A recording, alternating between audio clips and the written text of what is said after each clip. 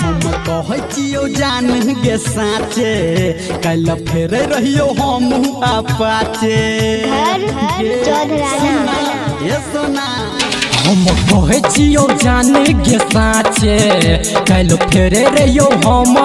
पाचे ये रोड रह जान पक्का हम तो मार दलिए धक्का रोड रह जान पक्का हम तो मार दलिए धक्का जाको गिर दलिए मुतल में गे अब छतु याद अब सुतल में गे छियो हम जान हॉस्पिटल में गे अब छतु याद अब सुतल में गे छियो हम जान हॉस्पिटल में गे पूरा मोबाइल नंबर आज 8476970003 डीजे बब्बू राम चौधराना टांग में कोनी चोट लागल छो हाथ में पड़लिया मोच गे मिले हे बेट जल्दी आना ज्यादा नहीं तू सोच गे ज्यादा नहीं तू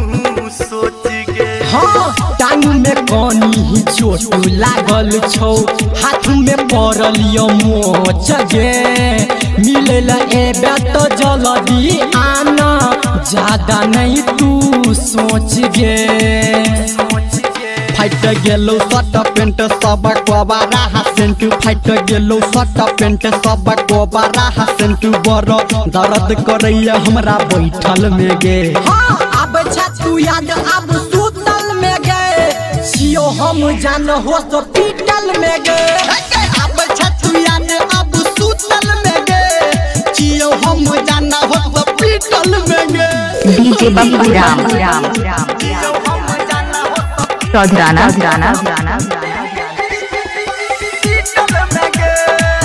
हेलो के बजे छी डीजे बब्बू राम की हाल चाल है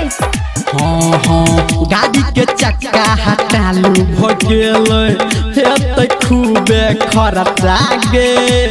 डॉक्टर साहेब सुइया देलकै ओकरो देलकै पर्चा गे ओकरो देलकै पर्चा गे हाँ गाड़ी के चक्का हटालू भगेले हेते खूबे खर्चा गे डॉक्टर साहब सुइया देलकै ओकरो देलकै पर्चा गे बात कहो धर्मेंद्र संगे संगे अभिनंदन बात कहो धर्मेंद्र संगे संगे अभिनंदन गाइड पढ़ने तू साल में गे अब छतु याद अब सुतल में गे छियो हम जान हॉस्पिटल में गे अब छतु याद अब सुतल में गे छियो हम जान हॉस्पिटल में गे डीजे बब्बू राम